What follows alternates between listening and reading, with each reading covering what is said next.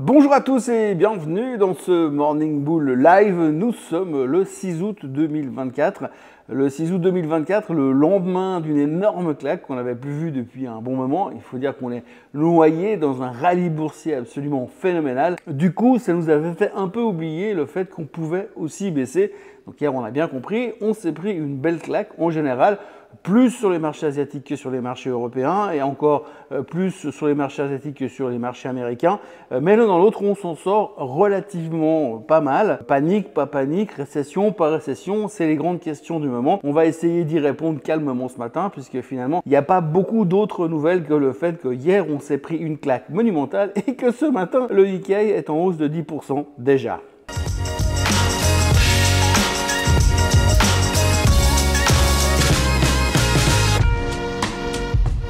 Avant d'aller plus loin et avant de commencer ce résumé de ce qui s'est passé hier et de ce qui pourrait se passer ces prochaines semaines ou prochains jours ou prochaines heures, j'aimerais commencer par une chose. Tout d'abord, merci. Merci parce que hier, pendant que les marchés se faisaient démonter, que les marchés se faisaient déchirer et que tout le monde pensait que la tech c'était terminé et que l'intelligence artificielle était une grosse escroquerie, eh bien, nous sommes passés au-dessus des 40 000 followers sur la chaîne Swissquote en français. Alors, chaîne Swissquote en français qui a commencé, en ce qui me concerne, j'ai commencé à publier début septembre, il y a 4 ans en arrière, pas encore 4 ans, bientôt 4 ans en arrière, et gentiment, on est passé de pas grand monde à 40 000 followers. C'était franchement pas attendu et visiblement, eh bien, vous êtes entre 700 et 1000 tous les mois à s'inscrire régulièrement sur cette chaîne. Donc, on peut espérer peut-être un jour avoir le YouTube Creator qui devrait nous arriver dans les bras le jour où on passera les 100 000. Mais ça, c'est de la musique d'avenir en tous les cas. Merci à vous d'être là tous les jours encore et encore pour subir ces vidéos, surtout quand les marchés sont comme ça. Et puis revenir régulièrement nous voir et nous encourager à le faire. Quand je dis nous, c'est Vincent Gann, c'est tous les gens qui sont derrière cette chaîne. Merci à vous parce que sans vous, ce serait pas possible. Et puis en ce qui me concerne, merci à Swissquote aussi de m'avoir fait confiance jusque-là. C'est un vrai plaisir et également une superbe aventure. Revenons maintenant à nos moutons et revenons à ce qui s'est passé hier. Alors donc, on s'est pris une claque. 3% sur le S&P 500, 3,4% sur le Nasdaq, 2,63% de baisse sur le SMI, 1,42% de baisse sur le CAC, 1,82% de baisse sur le DAX. Finalement, en Europe, c'est pas catastrophique, c'est pas des mouvements monstrueux, mais c'est vrai qu'on n'était pas super habitué ces derniers temps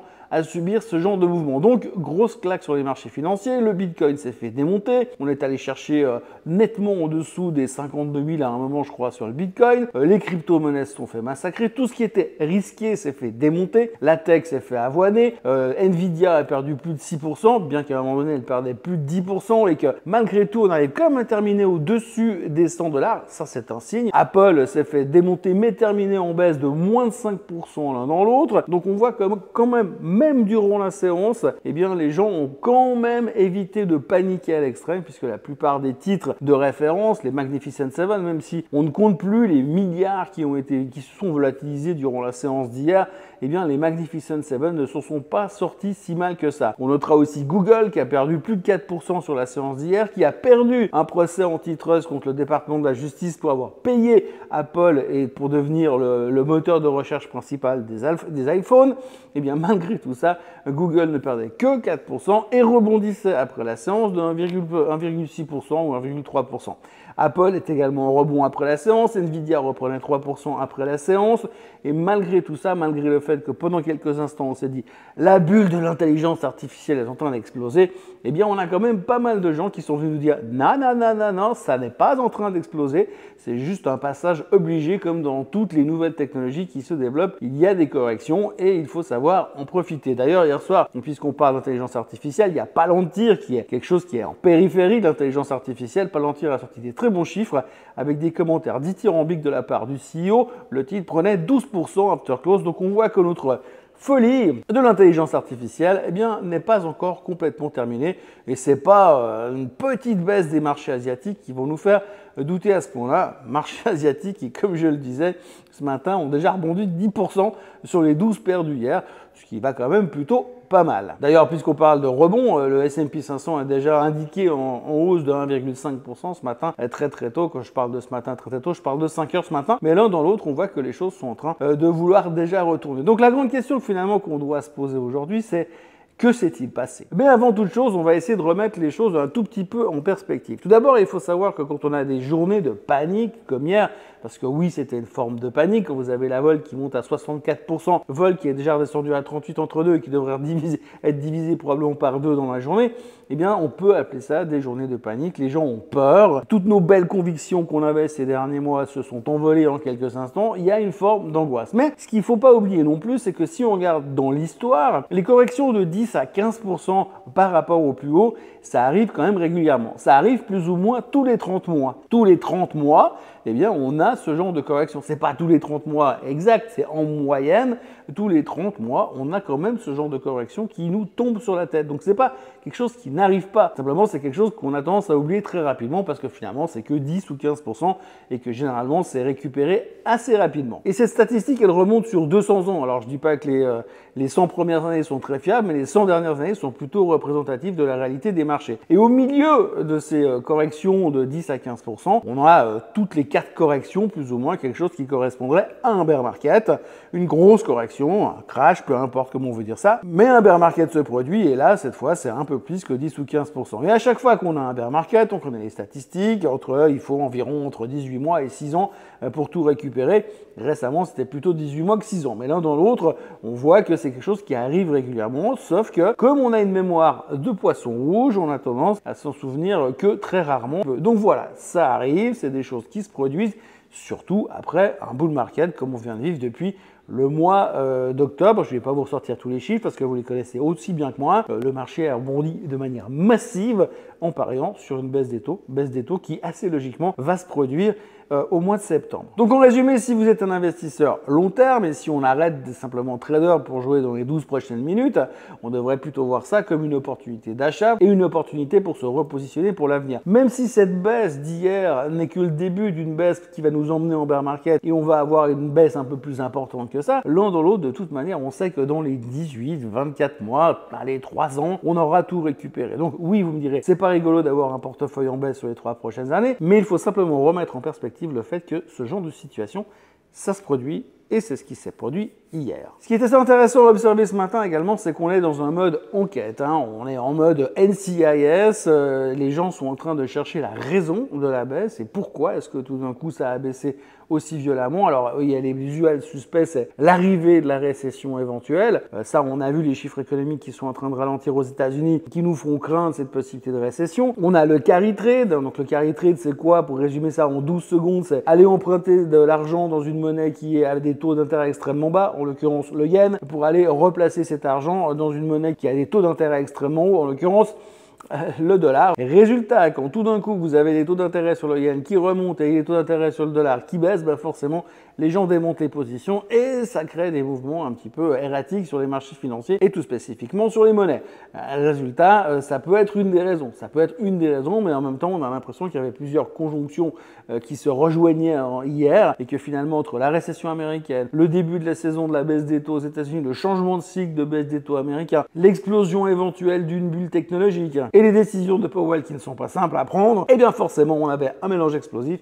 qui ne pouvait pas faire autre chose que de nous péter à la figure de ce qu'il a fait hier. Mais l'un dans l'autre, savoir qui est le coupable de ce qui s'est passé hier n'a pas grande importance. Simplement, c'est qu'on s'est fait secouer et on a eu un petit rappel à l'ordre qui nous explique encore une fois que les marchés ne montent pas sans discontinuer parce que déjà, on est beaucoup monté et c'est presque normal que finalement, à un moment donné, on prenne quelques profits. D'ailleurs, comme je le mentionnais en ouverture de cette vidéo, ce matin, on a déjà le Nikkei qui rebondit, on a la volatilité qui se calme et quand vous regardez un petit peu les indices Greed and Fear, vous savez, ces fameux indices qu'on utilise comme indice contrariant chez CNN, eh bien, vous avez le Greed and Fear qui est en zone d'extrême peur, bien évidemment. Mais ce qui est assez intéressant, c'est quand on regarde les autres indices qui existent sur le site de CNN, vous pouvez simplement aller voir, ils défilent à l'instant sur vos écrans, mais si vous regardez ces différents indices, eh bien, vous verrez qu'ils sont tous quasiment passés en zone d'extrême peur, que ce soit le put-call ratio, que ce soit l'intérêt pour les junk bonds, que ce soit la recherche pour les valeurs refuge, eh bien, on est tous passés en extrême peur. Et quand on est en extrême peur, quand vous avez la volatilité qui fait des spikes extrêmement hauts, il ne manquerait plus que finalement vous avez un bon journal mainstream qui n'a jamais suivi les marchés boursiers de leur vie et qui ne savent pas la différence entre une action et une obligation, qui viennent vous faire un article en disant « Attention, les marchés boursiers vont cracher !»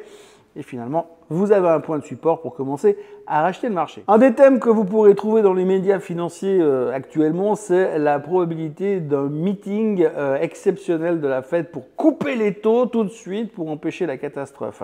Alors effectivement, il est possible, la Fed a le droit, comme je le mentionnais hier, de se réunir en catastrophe pour prendre une décision en catastrophe afin d'éviter qu'une situation catastrophique devienne un peu plus catastrophique qu'avant. On en parle donc beaucoup en ce moment, on en parlait beaucoup hier parce que ça peut arriver, mais a priori ça paraît quand même un tout petit peu difficile. On sait qu'aujourd'hui, à la mi-août, de toute manière, c'est relativement calme en général. On sait que les banquiers centraux vont se réunir à la fin du mois à Jackson Hole, donc là on aura un petit feedback. Et puis ensuite ils se réuniront mi-septembre pour baisser officiellement les taux. La grande question, c'est de combien les taux vont baisser. De plus en plus de gens commencent à parler de 0,5.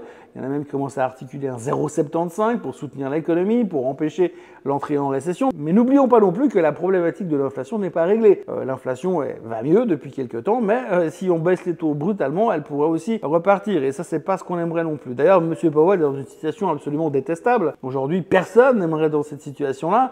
Le gars, il est assis sur un tabouret avec des cobras royaux qui lui tournent autour.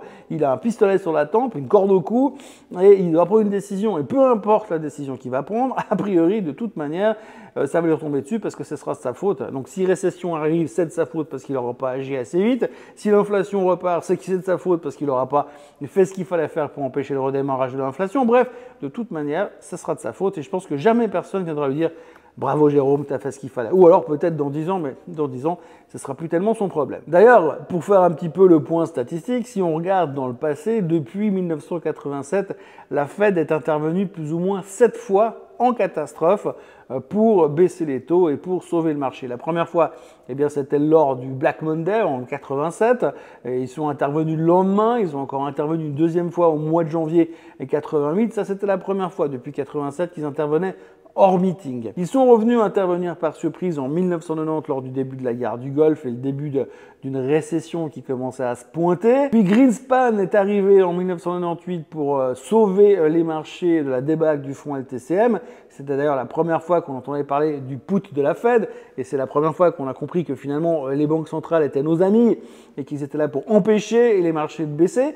Donc c'était en 1998. En 2001, il y a eu 2 meetings spécifiques. D'abord parce qu'il y avait les dégonflements de la bulle Internet extrêmement violent, on ne va pas revenir là-dessus, et en plus parce qu'après le 11 septembre, il y a eu bien sûr les événements qu'on connaît qui fait que la Fed a dû intervenir entre 2 meetings. Bien sûr en 2008 pour les subprimes, et puis vous vous en souvenez peut-être encore pour éviter le Covid avant qu'on nous invente les vaccinations, les masques, les distanciations sociales et les autorisations de sortie. Et puis pour être parfaitement complet, en 1994, la Fed est également intervenue entre 2 meetings pour monter cette fois les taux, pour empêcher une inflation qui menaçait de ne plus être transitoire et sous contrôle. Mais encore une fois, aujourd'hui, on peut se demander, on peut se poser la question, est-ce que vraiment il y a une nécessité d'intervenir en urgence? Au niveau de l'économie, on sait que la récession semble s'ouvrir à nous, c'est une possibilité. En tous les cas, le marché le montre, le comportement des marchés le montre, puisque simplement les gens sont en train d'acheter des défensives, de chercher des titres qui payent des gros dividendes, on achète des bons du trésor et on vend la tech. Tous ces 4 comportements que l'on peut observer en ce moment sur les bourses mondiales, eh bien, montre que les gens anticipent une récession. Alors une récession, ça peut être une récession de courte durée, ça peut être une récession de longue durée, mais on sait que la Fed va devoir la gérer. Donc la problématique qu'on a là aujourd'hui, c'est à quel moment je baisse les taux trop tôt ou trop tard pour favoriser la baisse de l'inflation ou le début de la récession ou vice-versa. Donc comme je le disais avant, la tâche de M. Powell n'est pas simple, mais c'est là où le marché se trouve pour l'instant. Mais malgré cette situation que l'on pourrait presque qualifier d'inextricable, eh bien, il semblerait qu'il n'y a pas d'urgence de rappeler tout le monde depuis leurs vacances à Hawaï pour revenir faire un meeting de la Fed et décider une baisse des taux de 0,25% qui ne devrait pas changer grand-chose. A priori, il serait plus logique de patienter calmement, de rebondir comme on est en train de le faire ce matin et d'attendre une intervention officielle de la Fed le 19 septembre avec une baisse peut-être un peu plus importante que 0,25% avec un 0,5%. Ou allez, soyons fous, 1,075 pour sauver l'économie. Mais attention, si on remonte les taux trop brutalement, le problème de l'inflation n'est peut-être pas complètement réglé non plus. Voilà ce que l'on pouvait résumé sur ce qui s'est passé et dans quel état d'esprit nous sommes ce matin 6 août 2024. Aujourd'hui, on a très peu de chiffres économiques.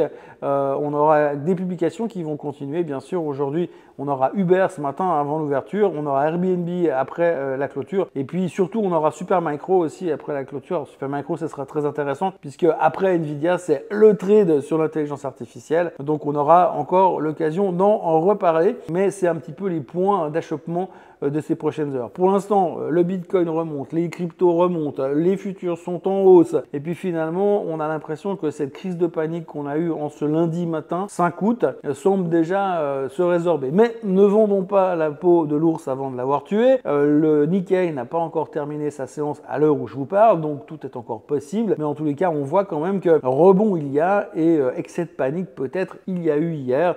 Mais affaire à suivre, et tant mieux parce que comme ça nous donnera l'occasion de vous refaire une vidéo pour en reparler demain matin depuis mes vacances. Voilà, en tous les cas, merci d'avoir été avec moi ce matin pour cette remise à niveau.